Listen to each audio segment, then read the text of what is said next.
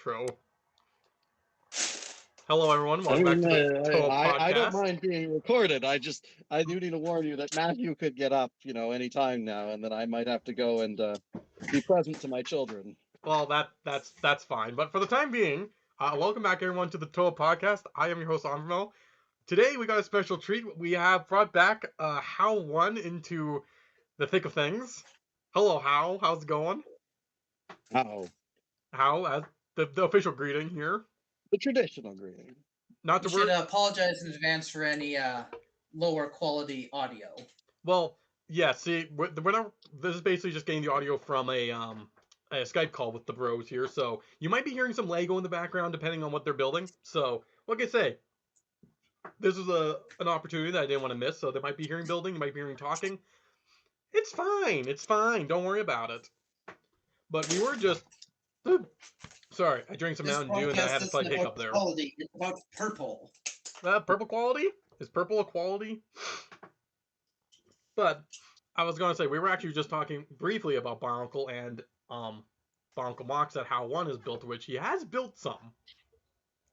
I think I can still count them on my two hands, but it does take the second hand now. Well, for someone who's seen your Mox, and you haven't built many, I am still very actually impressed with your Lariska Mock, which I don't know if it was intended to be Lariska, and you just converted it into one, or you purposely did it, I don't know. It was a little of both. Like the original start on it, it was just slapping teal pieces together. But well before it was finished, it was like, oh, teal, Lariska. I'm into Lariska right now. Let's build a Lariska. And this is the thing is, when you showed me the picture of the mock, my first reaction was, that's not a How One mock. That's a mock I see on Flickr. Like, it was so different from anything in Barnacle that you've built. Then I'm just like, okay, that's different. That's unusual. Which is, I mean, it's good, Perhaps. Because the thing about that is, it actually felt like a mock, and not just like a part mash of stuff. What our esteemed host is trying to say so delicately is that I am better known for part mashes or set rebuilds than for creating, shall we say, Flickr quality mocks. Well, as you admitted yourself that you don't really mock a Barnacle, you never You built. definitely lean more to being a collector and not a builder. That is, well, yes, but I would not fit in if you had a convention of Lego collectors. No, not at They all. have unopened sets and they're trying to get complete themes and they want every set they have to own a box, and that's not what we You mean are when we not say a I'm a collector. serious collector. You're not. Let's be honest. None of us are hardcore collectors because we're all builders as well, various degrees, as we have mentioned many times, I believe. I mean, let's be honest. It's actually kind of funny because the one of us who has the most sealed sets, like I think, period, is probably Zach because of all his green Bionicle sets. Certainly for I have a bit of a collection of sealed sets. Like I've got a handful of Blacktron, a few other random stuff. A couple Star Wars, a few ideas. I think for my sealed sets, go to, now that I've opened a couple of my Barnacle, it's like, I have a Castle, an X-Pod, I have one Woogie, I think those, and I get a couple of small Barnacle sets. I think I have maybe half a dozen sealed sets. My problem is like, I don't like having, it's really, really hard for me to keep a set sealed because first off, I don't buy sealed sets. I don't really want, that's just more storage space. It has to be a very, very, very, Nephew one. Yeah, sorry viewers, you can't see this, but I got an nephew on my screen. He's after Daddy's Lego. Yes. Now the viewers be wondering which one has which one's got the kid? Is it How One or is it Ek? None will know. We do both have a nephew. Yes, so for me it's pretty funny. But no, it's I've described myself in the past as I'm not really a collector or a mocker. I'm a storyteller. The point of Lego for me is quote unquote to play with, except that I'm in my 30s now, so it's not actually literal playing. Instead, it's comic making, storytelling. Well, we've all okay, not even just like nowadays, but even back in the day, Lego was just an avenue for stories and such. Let's be honest, as you I think used to say, is Lego games are pretty much about an hour or two of setting everything up, and then maybe like 30 minutes of actual playing.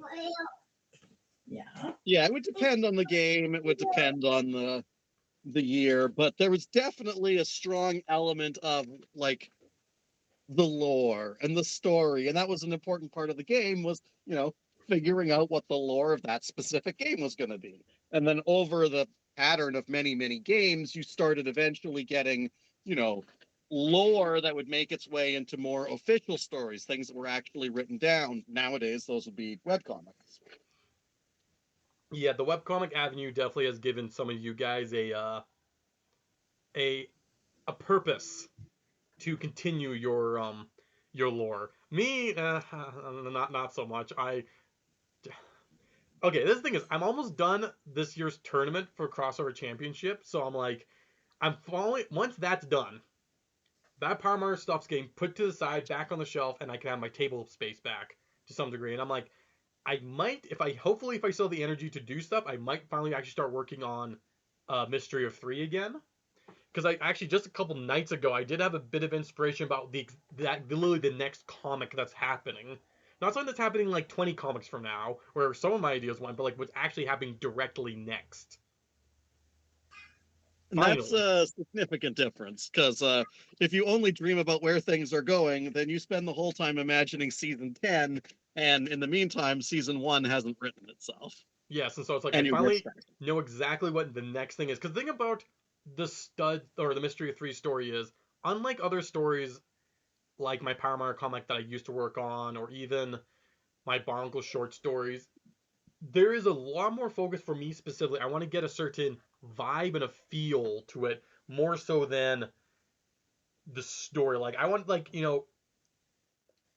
I need things to stay consistent. I want after every comic essentially come out, I want people to be still having questions. I want the mystery to continue going on. I want it to be like not knowing what's going on and having a sense of what's going on. Something doesn't feel right, like that sense of just mystery. There's a word I think I'm looking for and I don't know, but I've got a couple inspirations for what's coming up later, and I'm kind of excited to like having a table space to take pictures again to do that. Because yeah, my table's pretty much been having a Power Miner backdrop for the last like 6 months. It's just so I can take pictures for this year's crossover tournament, which if you guys haven't, we have a whole podcast talking about the crossover championship, and which in that there is a link to it. I'm not going to put a link to this one because I'm totally not going to remember when I'm editing this, but there is a link there. So I would definitely think check it out if you're curious what we're talking about. Honestly, we have podcasts about all our different comics that we worked on. A little less about me, but because I didn't have as much, I think I did do one where I covered mine. Another thing is, it's already outdated. Like Zach has already added a whole new comic to his stuff, although it's pretty new. So, and arguably just where things have gone, it's like 2 years out of date now, which I guess it's fine. Maybe I don't know. Well, But as those videos demonstrated, Zacta is the most productive of us. So it really shouldn't be any surprise that he's the one who's got more going on. yeah, no, he's a machine when it comes down to making those sort of things. And well, actually, even just thinking about it, like comic making in general, if I still have the bug to make comics, but I don't want to work on a story, I at least have a very simple avenue to do that. I have a set that I built for comic making that is the Shark Tank, which is basically an Aquazone Breakfast News parody where it's the Aquanauts, it's the Aqua Sharks, and the whole idea is that they're actually high budget. They actually have the budget. They got the money behind them. They're actually the better version of what the Aquazone Breakfast News talk show has become. Well, I And mean, at this point, Aquazone Breakfast News in universe has been canceled. It was holding me back, having to pretend they had a show, so I got rid of it. I mean, you kind of have to sometimes just chop them up to do it. But I mean, let's be honest, it's a very limited sort of content to do without getting constantly new like stuff for them to interview that's interesting. Because let's be honest, in real life talk shows, there's 7 billion people in the world, there's big celebrities, there's always new stuff going on. It's easy finding content. But when it's like a Lego verse that we have to pick from our very limited pool, relatively speaking, to real life, to find stuff to talk about, where things only have a piece of the lore, like without having to basically create decades of lives to every minifig and every aspect, like it's really hard filling in. Like, yes, you could just make a bunch of stuff up as you go, but who wants to read a comic about a minifig talking about their new book? I mean, making stuff up as you go is what Aquazone Breakfast News is. So if you don't like that, don't read my comic. See, when it comes down to making stuff up that go, that's how I write Bionicle. Because, like, the story for Creep and Convergence, which are my 2 Bionicle stories that I actually did fully finish, which are both about, I think, like 60 pages or something, I was just writing up as I went along. And I started writing another story that doesn't connect to anything else I've written. It's in a completely different universe, and it was more so just I really wanted to bring back an old, going back to our oldest Bionicle games before we had any villains sets. All we had were T.O.A and T.O.A. And when we only had that, I don't know who came up with it. I don't know if it was Gerard. I don't know if it was you. But someone came with the ideas that I know the villains would just be us playing around with them, and we would call ourselves Doogie Woogies. I don't know who came up with that. I'm pretty sure that was me in the Lost T.O.A originally. Okay, it was. I wasn't sure if it was Because you. we played games like that even before Bionicle came on the scene. I remember us doing that with our Shoguns when that was literally all the ninja that the Lost T.O.A had. Wait, the ninja fought Doogie Woogies? The Shogun Gidan knows of the Doogie Woogies, yes. Oh my gosh, that's interesting lore for me to think about right there. That's interesting. Um, It it was the same. It was the same reason that we didn't have any other. Well, you know the what? Lost T.O.A didn't have any other figs of the same theme. I'm not gonna lie. That seems almost fitting that the ninja fought Doogie Woogies, because what I was going to say is the reason why I wanted to do a story about Doogie Woogies, which by the way I'm not going to call him that because that's a ridiculous name that it's hilarious, but in the context it'd be kind of jarring. But specifically a little while, like a couple years ago, I was thinking about the Doogie Woogies, and basically because let's be honest, they're just giant humans attacking Lego, right? As someone who's watched Attack on Titan, the concept of giant humanoid things basically just rampaging, mindlessly killing or eating humans or something, paired itself with the concept of Doogie, like a revamped Doogie Woogie, very well. And because Attack on Titan is anime, everyone's got like katanas or such like that. So I'm like, in fact, it's a ninja fig. I'm like, it's all connected. It's all going full circle. Ninja's also the most, shall we say, elemental of the minifig types. Yes, yes. But so I was wanting to write a Bonkel story, bring back the Doogie Woogies, but more in an Attack on Titan concept. Hence is why I had to completely go to a different universe to do it, because I couldn't bring myself to put Doogie Woogies into my canon universe, which is supposed to not contradict the canon lore that Greg and the Bongle team came up with. It's supposed to not contradict that. And Doogie Woogies would just be one step too far. Like, I could put him on Boda Magna and have him show up afterwards, but to me, I'm just like, it's too much. Because I wanted the giant wall aspect from Attack on Titan 2, so I had to put it really far in the future, or use a couple T.O.A who are from another reality, who I haven't done anything with, and just use them. Again, I don't build mocks, I build characters. I mean, I've already spoiled basically partially the story for HAL 1, because I did give him a bit of the story, and there's nothing suggesting Doogie Woogies up to that point. No, there was not. If you hadn't, in fact, put it together for me, I might have thought they were 2 separate stories at this point. Very possible, very possible. And the thing is, without seeing Attack on Titan yourself either, you wanted to put up the wall idea with the... This is the thing is, I tried to explain Doogie Woogie's an Attack on Titan to my brothers here, but no one else has seen Attack on Titan except the Lost T.O.A. But he's almost never in these conversations, so it's like, come on, come on. Like, what am I gonna do with you? Like, what am I gonna do? Actually, I do really need to get how attack words. I do need to get the Lost T.O.A. in on a podcast at some point because I do want to talk to him about what it was like being basically the biggest Bionicle nerd when we first got introduced to it, playing the Monog games for like the first time and being there for like 2001, 2002 because that's something I can't really um uh relate to because yeah, I was there. I didn't understand the Bionicle story until about 2003, and all of that. Guess who I went to understand it? Daniel, or sorry, the Lost T.O.A. I got questions for you. You're the big nerd. You tell me. You have the lore. Explain the lore. He was the lore master, you know, and so like I said, I'd love to actually get him involved one of these days. But no, definitely the making the story with the Doogie Woogies is I mean, it just goes to show that like anything can be the source of a story, particularly if you're inclined to mine like childhood games and memories. Um, and yeah. like we've got a whole crossover comic that basically mines like one Christmas tradition that we had.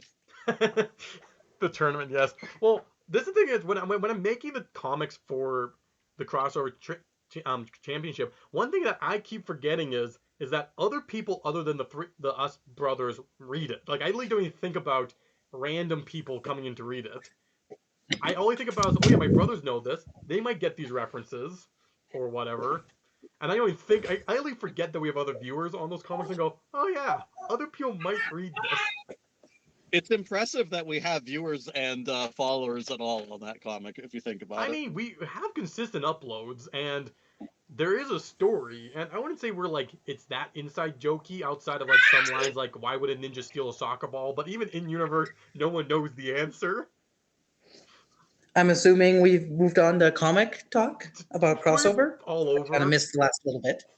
I was talking about Doogie Woogies, and then how one was mentioning how we can get inspiration from anywhere, and saying how that's pretty much the crossover was just an old childhood tradition of the tournament, and we have a whole comic based Yes. around that.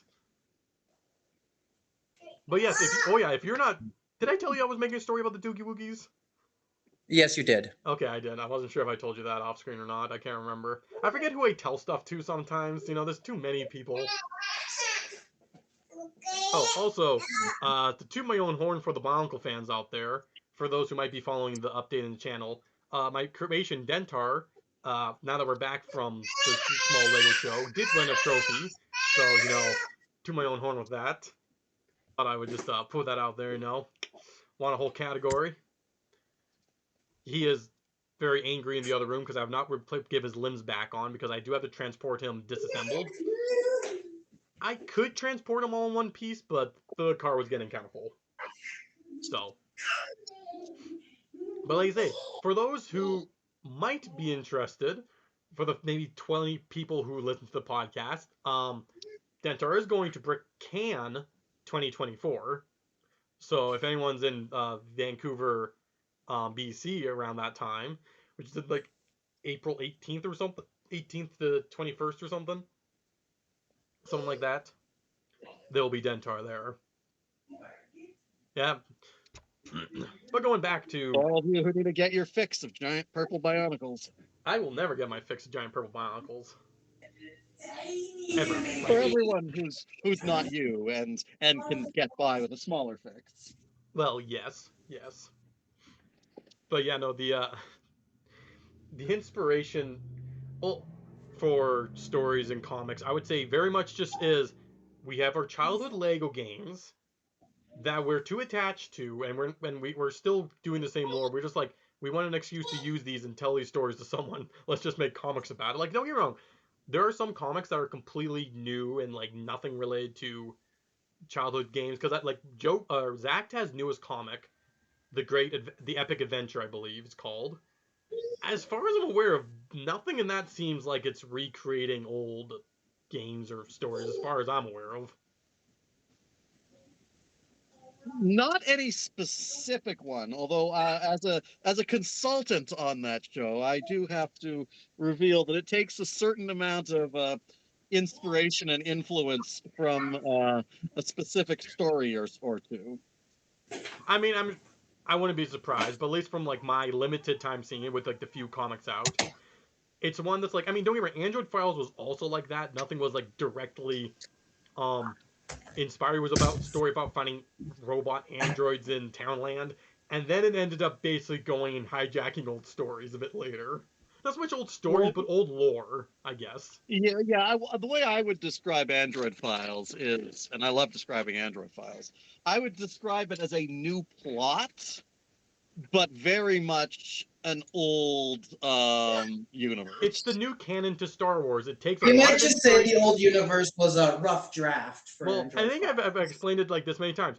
Android Files is like the new canon to Star Wars. It takes a lot of inspiration from the old canon. There are certain things like the movies that are set in stone, but it's reworked it completely. Like, and some of it's unrecognizable. Some of it's go like, okay, I know exactly where that inspiration came from.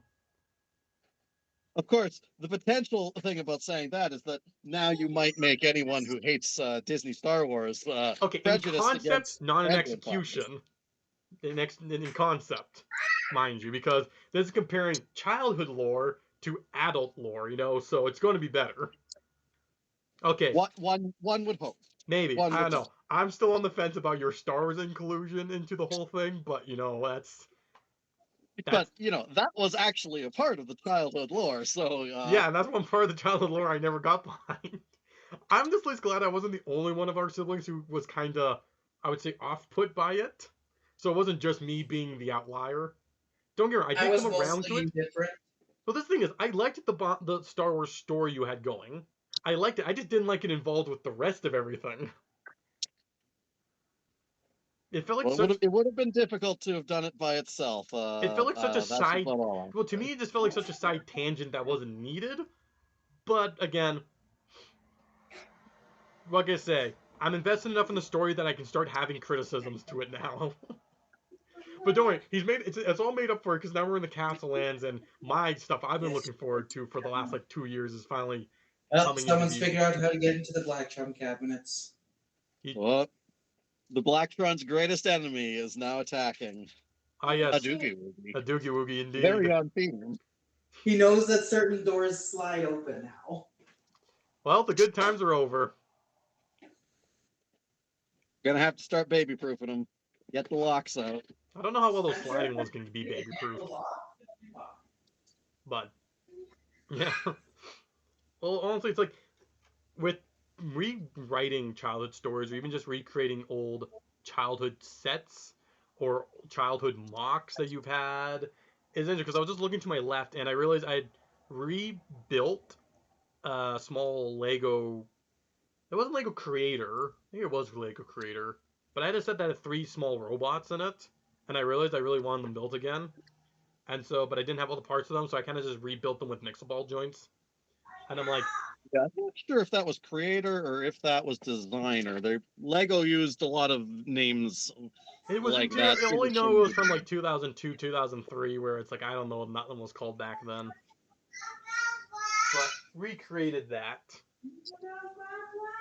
Also, if anyone's still listening to this podcast, yeah, there was no topic involved with this one. It was more so just the fact that I had How One with a good connection over Skype and figured I'd capitalize it on that. Yeah, I think you mentioned in your last video this past week, whenever this goes up, I don't know if that'll be relevant. You were like, gonna have to ask Hal one about his convention experiences, and Yes. so I've had two. I had one before COVID. I had one after COVID. They were both Brick Fair. The first one was Brick Fair New England. The second one was Brick Fair Ecton in Pennsylvania last year, and I think I'm the wrong demographic to go to a con because I'm not really a builder, as we've already established, Yeah. and I'm not really a collector, as we've already established, and I don't already know a bunch of these people in person. So, and I'm a little bit of an introvert, so it's not like a perfect fit for me. It's like I put in a comment on the last video. It's like, I think you need to bring an extrovert. You're an introvert, you need to bring someone with you. And then, like, you don't care about meeting new people because you've already got people, and your extrovert will meet all the new people for you and do all that hard work. I mean, you're not. The funny thing is, my first BritCon was almost opposite. Eck was the introvert, and I'm the extrovert. But Eck knew all the people there, and I sort of kind of just puppied around him for a while until I met the Bonker group, and then I was like, "See ya," and just ditched him. Usually takes about a day and a half for me to befriend someone, and then they're my friend for the weekend, and that's just how it goes. For life. Yeah. I like finding friends. Well, the thing is, for my scene with you, Howard, where you're going to be is you're going to be the convention goer, but you're going to be the type basically as the family going as a group. You know, you'll take the kids for like a day, show them all the cool stuff, give them cool Timbits, be like, hey, do you know that piece, by the way, right there only came in this set or something? Now, the thing that lures me back to conventions, and it gets me every time, Figs. is the loot, the opportunity to buy from the vendors, the garage sale on Friday night, you know, those sorts of things. Where it's just like, ooh, But Lego stuff. but is I that like me some Lego stuff. now is that going as a attendee? Enough of a reason to go as an attendee to get the good loot, or are you satisfied going as like as a as a public, that's part of the public, because that's a lot squishier. Because I feel like you would like the See, chance of basically looking at mocks quietly, you know, taking a look at the vendors, see, taking your time. if I didn't have that, I would say, yeah, I definitely didn't need to go as an attendee, or sorry, as a registered attendee. I could have just gone, you know, for one day of public hours, I'd be good. But that kind of is what puts it in the, ooh, it was good enough, but now it's like it's a question. So I'm obviously not an annual con goer, and it's an open question if I'll go again, but it is enough where it's like, So yeah, I would enjoy going. It just needs like that one more little so bit of weight really, basically, all you're saying is drag me in you again. just need a buddy, a friend. I need a buddy. I mean, That's a fair way to I put feel it. that is a very hard thing to get in certain communities. But I'm like, hey, I know you can do it.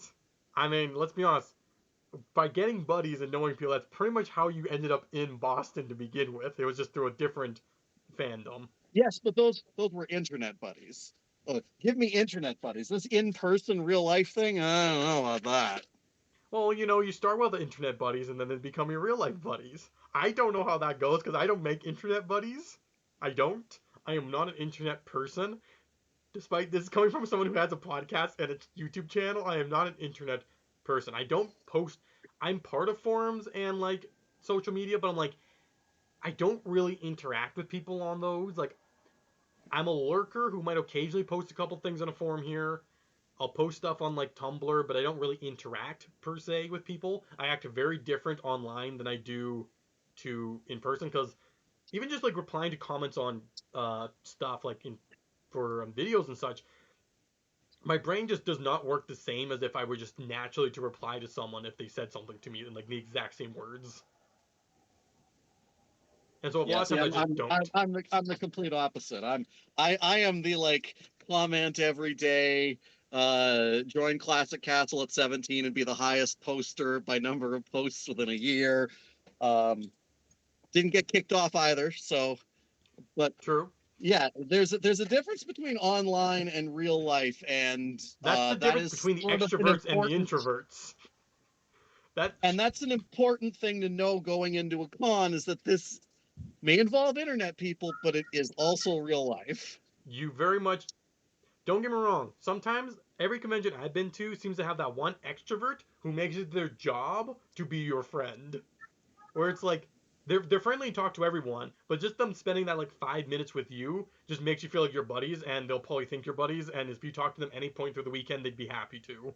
Like there's always that one person or a couple people like that at a convention. I find.